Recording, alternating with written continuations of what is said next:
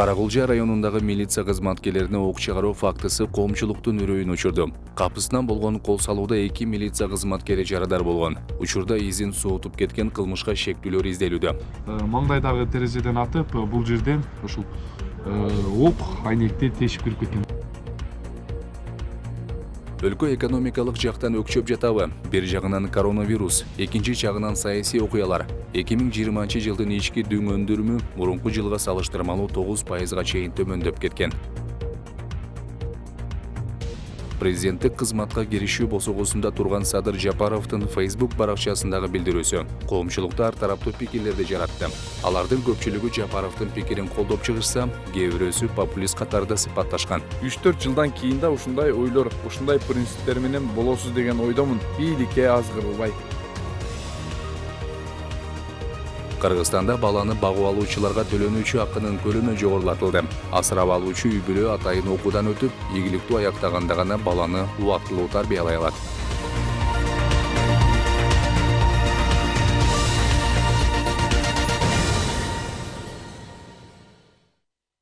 Кутмандуу кечиңиздер менен Нур телеканалынын Нур Ньюс маалымат программасы сиздер менен мен Арзымбат Аланов кесиптештер менен биргеликте күндүн негизги окуяларын тааныштырабыз. Саламатсыздарбы? Кыргызстанда бүгүнкү күнгө карата коронавирустан Бишкек шаарында 3 бейтап каза болду. Өлкөдө бул оорудан көз жумгандардын жалпы саны 1400гө жакындады. Акыркы маалыматтар боюнча COVID-19 илдеттин жуктургандардын жалпы саны 82723гө жетти.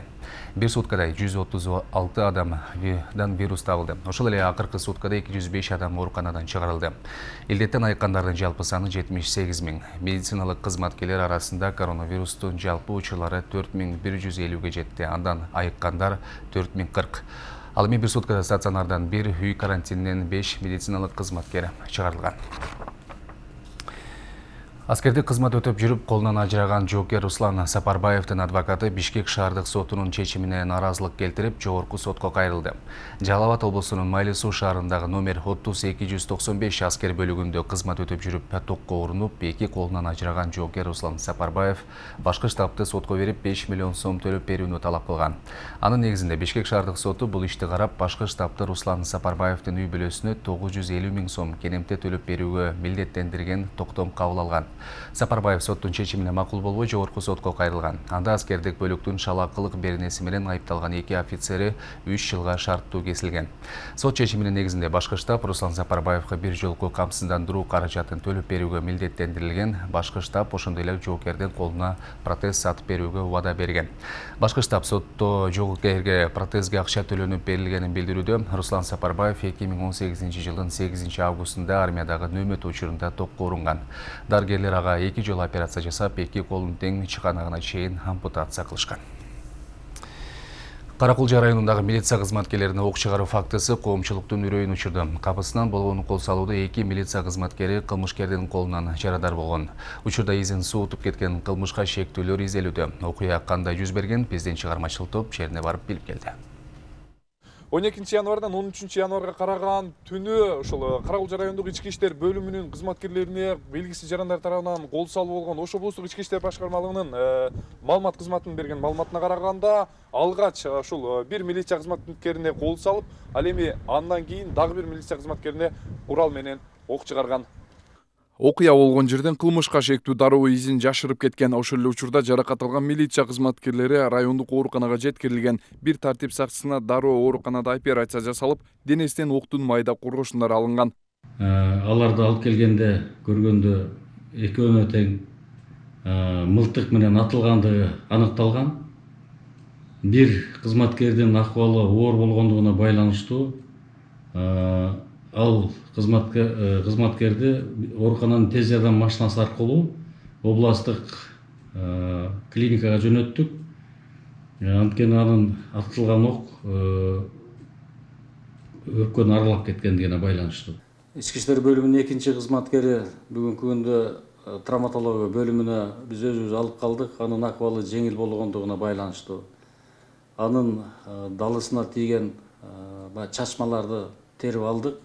Бүгүнкү күндө район ичинде күчөтүлгөн тартипте иш алып барылууда. Аймакка кирүүчү жолдорго атайын блокпосттор орнотулуп, кирген чыккан автоунаалар тыкыр көзөмөлдөн өтүүдө. Ал эми жабыркаган милиция кызматкерлеринин абалы жакшы экендиги айтылды.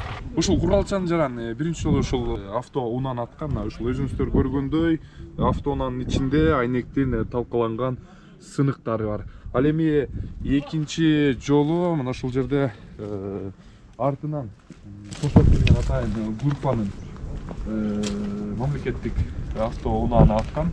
Өзүңүздөр көргөндөй мына ушул маңдайдагы терезеден атып, бул жерден ушул ок айнекти тешип кирип кеткен. Бүгүнкү күндө мына ушул автоунаалардын бүт баары печатталып, тергөө иштери жүргүзүлүүдө. Мындай көрүнүштөр Каракулжа районунда алгачкы жолу орун алган. Шектүүнү издөөгө жана кырдаалды көзөмөл кылуу үчүн облустан 200дөн ашуун кызматкер тартылды. Милиция кызматынын алдын ала божомолу боюнча аңчылык кылуу үчүн колдонулган куралдан ок жаңырган. Бул окуя боюнча жазык кодексинин киши өлтүрүүгө аракет кылуу деген беренеси боюнча сотко чейин өндүрүш ачылып, азыр тергөө иштери жүрүп жатат. Алдын ала ошо болжол менен ошо алынган баягы чачмалар ошол аңчылык мылтыгынан атылган деген божомол болуп атат.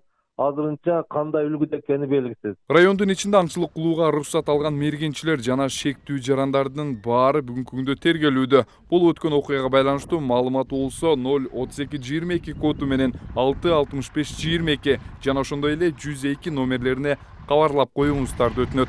Таткаш абдан Элдар Өмүрбек уулу, Нурньюз. Казакстанда жол кырсыгына кабылган кыргызстандык айдоочуга полиция кызматкерлери жардам беришти. Бул тууралуу коңшу өлкөнүн Түркстан облусунун полиция департаментинен кабарлашты. Маалыматка караганда, жол кырсыгы 12 январь күнү кечки саат 10:30 чамасында Чымкент-Самара жолунда болгон. Volvo үлгүсүндөгү жүк ташуучу автоунаанын айдоочусу рулду башкара албай калып, машина аласып кеткен. Жерине барган Байдыбек райондук полициясы айдоочуну алып чыгып, оодарылып калган автоунааны тургузуп беришкен. Түндө кырсыктап калган учурда жергиликтүү полиция келип жардам берген. Алгачкы медициналык кызматта көрсөтүшкөн. Полиция окуя боюнча административдик протокол түзүп, чогулган материалдарды чечим кабыл алуу үчүн сотко жөнөттү. Айдоочу Кыргызстандан Россияга жер жемиш алып бара жаткан. Бактыга жараша кырсык болгон жерде каза болуп, же катуу жаракат алгандар болгон эмес. Ош облустук сотунун басма сөз кызматы Кара Суу районундагы Сабай айыл өкмөтүнүн башчысы Мунар Сайпидиновдун Ош шаардык сотунун чечими менен үй камагына чыгарылышы боюнча түшүндүрмө таратты. Шаардык сот бүгүн Мунар Сайпидиновдун бөгөт чарасын карап, анын туруктуу жашаган жери бар экенин, мамлекетке келтирилген 1,33 миң сомдук материалдык зыянды толугу менен төлөп бергенин жана үй бүлөлүк абалын эске алып, Сайпидиновду 11 мартка чейинки мөөнөткө үй камагына чыгарган. Сот чечимине ылайык, Сайпидинов Сабай айылындагы үйүнөн тышкары чыгууга укугу жок, ошондой эле тергөө учурунда суракка биринчи чакыруу менен келүүгө милдеттүү. Улуттук коопсуздук мамлекеттик комитетинин маалыматында Сабай айылындагы орто мектептин спорт залынын курулушунун суммасы 1 миллион сомдон ашуун акчага ашыра бааланганы жана Сайпидинов башка жооптуу жетекчилер менен кошо спорт залды сапатсыз бүтүрүлгөнүнө карабай кабыл алганы кабарланган. УКМК Ош облусунун аймагында түрдүү кылмыштарды жасаган уюшкан топту түзүү фактысы боюнча сотко чейинки териштирүүдө Сайпидинов күбө катары өтүп келе жатканын билдирген. Эскерте кетсек, Мунар Сайпидинов Ош облусунун Кара Суу районунун Сабай айыл өкмөтүн 2016 жылдан бери жетектеп келет. 2020 жылы экономикалык кылмыштарга каршы күрөшүү кызматынын Баткен, Лейлик райондору жана Баткен Сүлүктүү шаарлары боюнча башкармалыгы аткезчиликке байланышкан 20 фактын аныктаган. Анын негизинде териштирүү жүрүп, мамлекеттин казынасына 4 миллион ашуун акча өндүрүлгөн. Бул тууралуу өкмөттүн Баткен облусундагы өкүлчүлүгү кабарлады. Ал эми Баткен облустук бажы кызматы тарабынан аткезчилик жана бажы эрежелерин бузган 148 факты аныкталып, сотко чейинки өндүрүш иштеринен мамлекетке 5 миллион 750 миң сом акча кайтарылган. 2020 жылдын 18 ноябрында аткезчилик жол менен кошуна өлкөлөргө мыйзамсыз жүк ташууга бөгөт коюу боюнча жумушчу топ түзүлүп, чек аралаш аймактарда көзөмөл күчөтүлгөн. Өкмөттүн Баткен облусундагы өкүлү Жаныбек Жалалов бүгүн жумушчу топтун жыйынын өткөрдү. Ал аткезчиликке каршы күрөшүүнү күчөтүлгөн тартипте улантуу, рейдтерди жүргүзүү, аткезчилик менен алектенген жарандарды жана аларга көмөктөшкөн жарандарды аныктоо тапшырмаларын койду.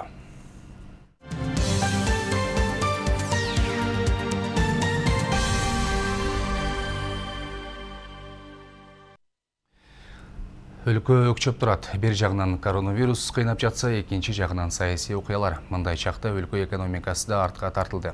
2020 жылдын ички дүң өндүрүмү мурунку жылга салыштырмалуу 8,6%га төмөндөп кеткен. Өкмөт кырдаалдан чыгууга кандай аракетин көрүш керек? Кийинки сюжеттен жооп издейбиз.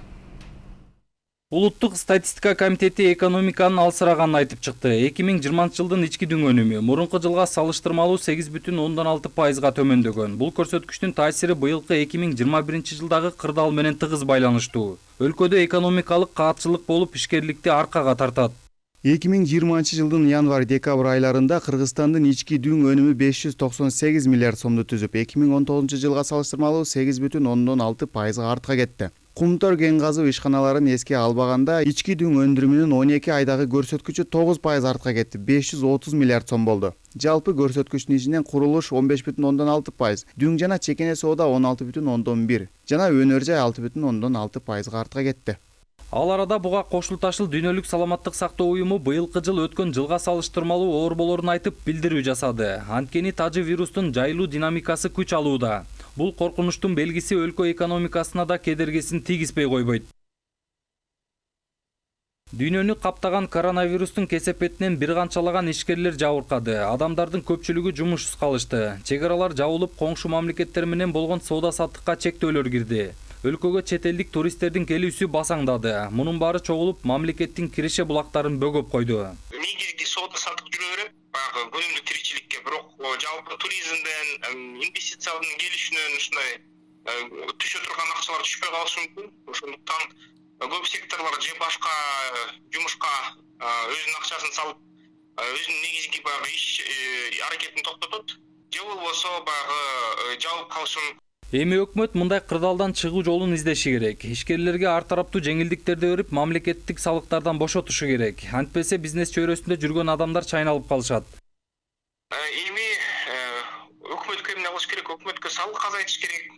Салык алууну жөнөкөйлөтүш керек. Анткени салык алуу, салык төлөөдө баягы бүт документтерди толтурганга кыйынчылык түшөт. Көп ишкерлер ошондуктан баягы аны жакшы көрө бербейт. Экономикалык каатчылык боюнча президенттик жарыштан утуп чыккан Садыр Жапаров да коңгуроо каккан. Ал журналисттер менен жолуккан учурда кыйын кезде өлкө башчылыгына келип жатканын айтып, бул кырдаалдан чыгуу үчүн коомчулукту бирдиктүү иш алып барууга чакырган. Мамлекетибиздин экономикасы, энергетика системасы жана саясий кырдаал өтө оор мезгилге туш келген убакта бийлик башына келип жатамын. Ошондуктан жакынкы 3-4 жыл аралыгында сиздердин колдооңуздар бүгүнкүдөн да көбүрөөк керек болот. Өкмөт бул жылы коронавирус илдетине байланыштуу түзүлгөн кырдаал жөнгө салынып, экономика калууна келет деп болжолдогону менен чек аралар толук жабылып, ишканалар жанданып кетелек.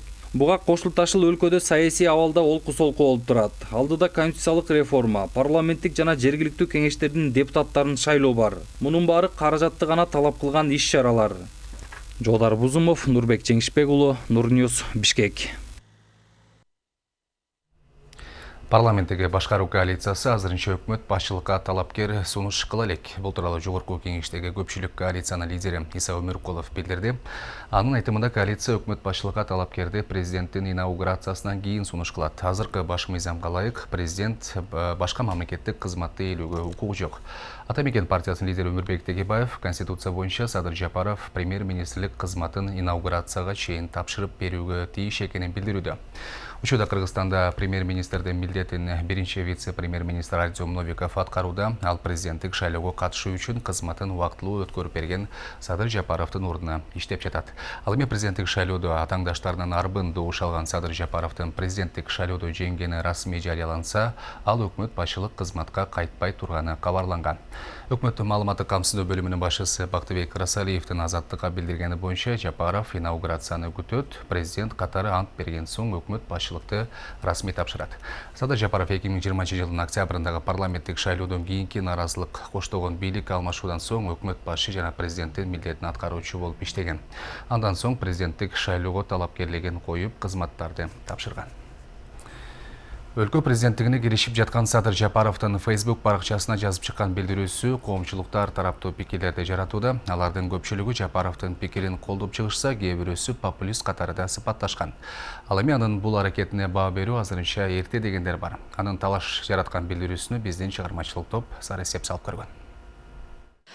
Туғанымын, жардамчысымын, кеңешчисімін, өкіл баласымын деген опузалуулар эми болбойт.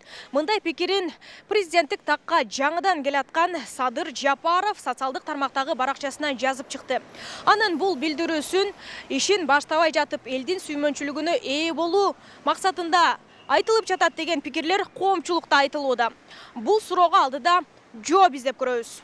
Президенттик милдетти аркалоо алдында турган Садыр Жапаров Facebooktагы баракчасына билдирүү жазып калтырган. Анда Жапаровдун таанышымын, кеңешчисимин дегендер көбөйгөнүн айтып, укук коргоо органдарына да кайрылган. Садыр Жапаровдун өкүл баласымын, жардамчысымын, кеңешчисимин дешип, ар кайсы жерлерге барып опузалоо менен пара талап кылып, бизнесин сурап жаткандар боюнча маалыматтар келип жатат. Урматтуу кыргызстандыктар, урматтуу укук коргоо органдарынын кызматкерлери, мейли ким болбосун пара талап кылган болсо, мыйзамсыз иштерди кылса, бир тууганым болсо дагы дароо камакка алгыла. Мындан ары мыйзамсыз, адилетсиз иштерге жол берилбейт. Садыр Жапаровдун өкүл баласымын деп эч убакта эч ким барбайт, антип айтпайт дагы. Алар ушул каршы чыгып жаткан чөөлөрдүн эле куйруктары элдерге чагымчыл салганы жатышат. Көңүл бөлбөгүлө, ким ошентсе акырын кармап бергиле, анан ачык болот да.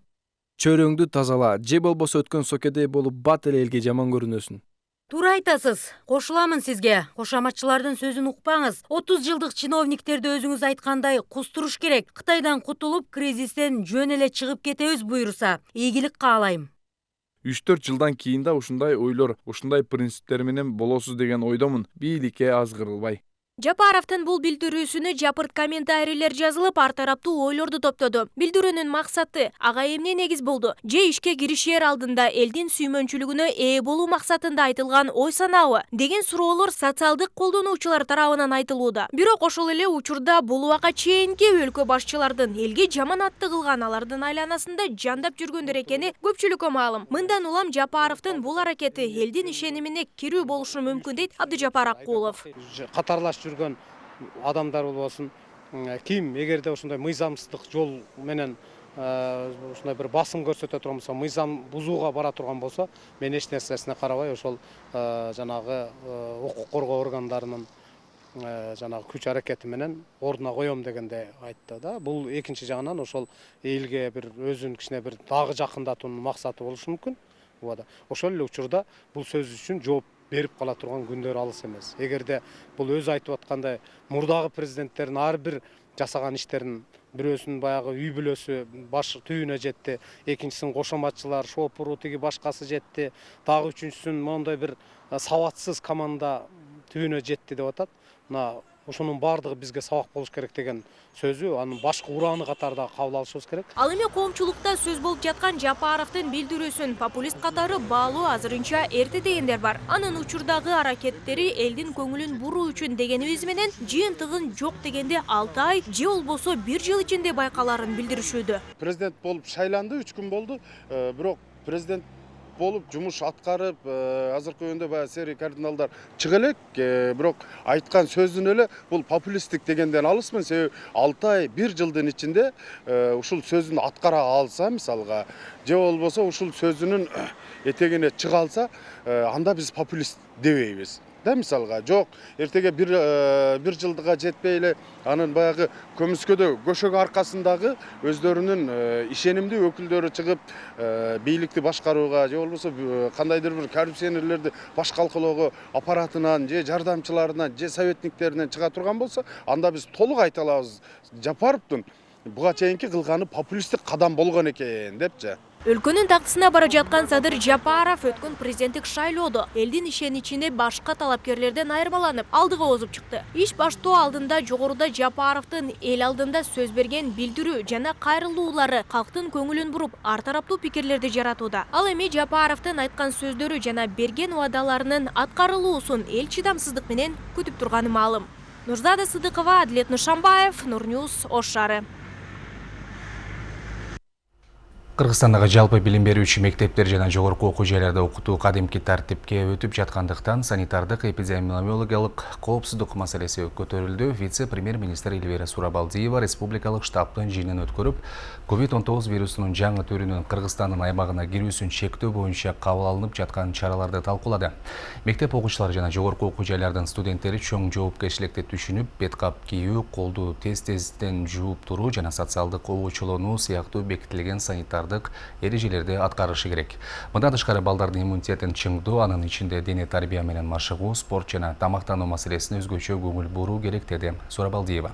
Билим берүү жана илим министрлигинин маалыматы боюнча 2021 жылдын 12 январына карата өлкөдө жалпы 2100 мектеп окутууну реалдуу режимде жүргүзүп жатат. Бишкек шаарындагы мектептер 18 январдан тарта, Ош шаарындагы мектептер 20 январдан тарта кадимки тартипте окута баштайт. Ал эми кесиптик жана жогорку окуу жайларда офлайн режимде окутуу февралда башталат. Бала бакчалар ишин 20 январдан тарта жандандырат. Кыргызстанда баланы багып алуучу үй-бүлөлөргө төлөнүүчү акынын көлөмү жогорулатылды. Бул тууралуу Эмгек жана социалдык өнүктүрүү министри Ализа Солтонбекова билдирди. Багып алуучу үй-бүлө атайын окуудан өтүп, ийгиликтүү аяктаганда гана келишимдин негизинде баланы убактылуу тарбиялай алат. Пособие, работаем, трудоустраиваем, если это возможно, да?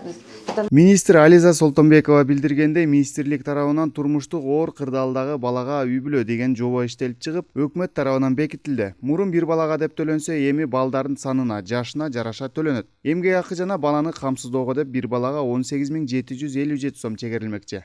Багып алуучу ата-эне болууну каалаган жарандар зарыл документтер менен биздин райондук башкармалыктарга кайрылуусу зарыл. Окутуу процессинде балдарды тарбиялоодо терс кырдаалдарды болтурбоо, ошондой эле балдарга карата ырайымсыз мамилелер жана зордук зомбулук көрсөтүлгөн учурларды алдын алуу максатында багып алуучу үй-бүлө болууга талапкерди психологиялык баалоодон өткөрүп жүргүзүлөт. 18-ке чыга элек энеси менен бирге болгон 3 жашка чейинки балдар. Ден соолугу мүмкүнчүлүгү чектелген балдар берилет. 3 жашка чыга элек баланы багып алуучу үй-бүлөгө тарбиялоого берүүдө жубайлардын бири толук иштебеген учурда гана берүүгө берилет. Кыргызстандын 30-дан 65 жашка чейинки ар бир жараны багып алуучу боло алат. Белгилеп кетчү нерсе, багып алуучу үй-бүлө менен баланы асырап алуу эки башка. Асырап алууда баланын фамилиясы өзгөрөт, үй-бүлөнүн мүлкү каралат. Ал эми багып алууда келишимдин негизинде кайсы бир үй-бүлө убактылуу тарбиялайт жана кийин башка үй-бүлөдө баланы багып ала алат. Багып алуучулар ата-энелик укугунан ажыраган же чектелген, ата-энесиз калган, ден соолугунун мүмкүнчүлүгү чектелген, физикалык, психологиялык жактан коркунуч жаралган үй-бүлөдөн болгон балдарды багып алса болот. И не всегда багып алуучу үй-бүлөдө такыр балдар жок болсо, анда 5 балага чейин тарбиялоого уруксат берилет. Бирок өзүнүн балдарын кошкондо 5 баладан ашпоо керек. Ал эми 3 жашка чейинки баланы багып ала турган болсо, аны кароо үчүн үй-бүлөдө бирөөсү иштебеши керек. 10 жаштагы балдар үй-бүлөнү өзү тандоого укук алат. Ошондой эле тууган болгон балдар бир үй-бүлөгө берилет. Ар бир бала ата-энеси менен жашоону каалайт, кээде ата-эненин камкордугунан ажырап калат. Ал баланын өсүүсүнө терс таасирин тийгизет. Бул учурда мамлекет балдарды үй-бүлөлүк чөйрөдө тарбиялануу укугун сакталышын камсыздаш керек жана балага альтернативдүү кароо кызматын көрсөтүүгө милдеттүү. Ата-энесинен ажыраган баланын балдар үйүндөгү бир түндөгү абалы алар үчүн моралдык жактан аябай чоң сокку болот. Хочет забирать таких детей. 2014-2020 жылдар аралыгында 200дөн ашык бала үй-бүлөлөргө берилген. Бүгүнкү күндө 44 үй-бүлө 72 баланы тарбиялоодо. Алардын бири Айнагүл Шарапиеванын айтуусунда 72 сааттык окуудан өтүп, андан кийин баланы багып алган. Ал келишим бүткөндөн кийин деле балдарды асырап алууга даяр экендигин айтат. Биз бала бакканыбызга уже 2 жылдын чукулу болуп калды. Өзүбүздүн бир балабыз бар, уул балабыз бар. 2 кызды багып алганбыз. 2 кыз мурун жанагыдай айтып кеткендей сүйүүгө, эмеге эч нерсеге көз карашы башкача болчу да. Мындай эркек эле адамга мисалы үчүн жабышуу болбойт эле ал кыздардачы. Алыс качат эле, келип кучактап коюнчу жок, ыйлайт эле. Азыр үстүнө минип ойношот баланы ата. Бул ата менен эненин сүйүүн алуусу бөлөк интернатка карагандачы. Интернатта бир эле эже болот, 2 эже болот. Анын бирөөсү эле мээрим сүйүү төгөт, бирок аталык мээримди бала ала албай калат. Жалпы республика боюнча 12 миңдей бала интернат үйлөрүндө тарбияланат. Алардын 5%дай гана томолой жетим. Тагыраак айтканда 700гө жетпеген наристенин ата-энеси жок же ата-энелик укуктан ажыратылган, таштап кеткен, дайынсыз жоголгон. Калгандарынын ата-энелери же камкордукка алган адамы бар. Мыйзам боюнча томолой жетим балдарга 2000 сомдон, багуучусунун бири бар учурда 1000 сомдон жөлөк пул каралган. Ильяс Анарбай уулу, Өзкүн Жороев, Нурньюз, Бишкек.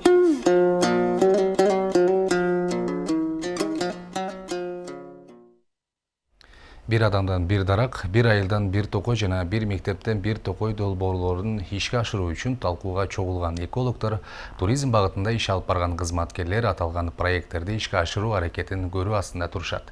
Андан тышкары, жапайы жандыктарды кошумча багуу, аларды коргоо үчүн проекттерде ойлонуштурулган.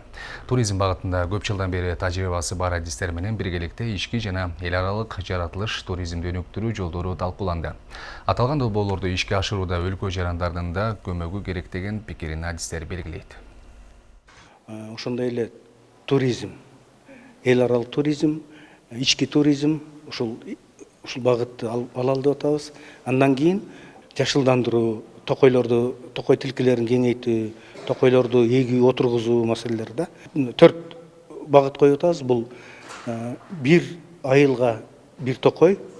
Бул деген ошол айылда токойчолорду азыздан тосуп эгип башташыбыз керек.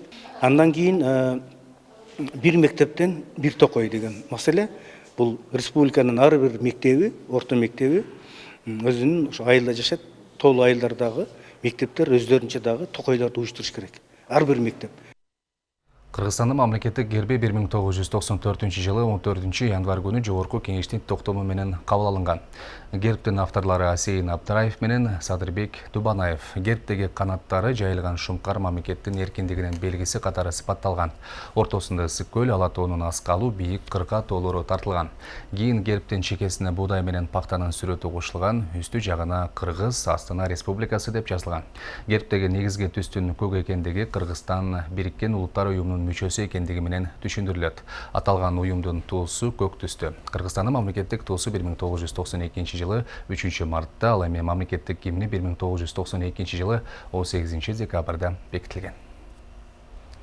Урматтуу телекөрүүчүлөр, сиздер Нурньюз маалымат программасын көрдүңүздөр. Ал үчүн сиздерге ыраазычылык. Эгерде эфирде толук көргөнгө жетишпей калсаңыздар, бизди интернет баракчаларыбыздан оңой эле таба аласыздар. Даректер экранда көрсөтүлгөн. Кайрадан көрүшкөнчө саламатта туруңуздар.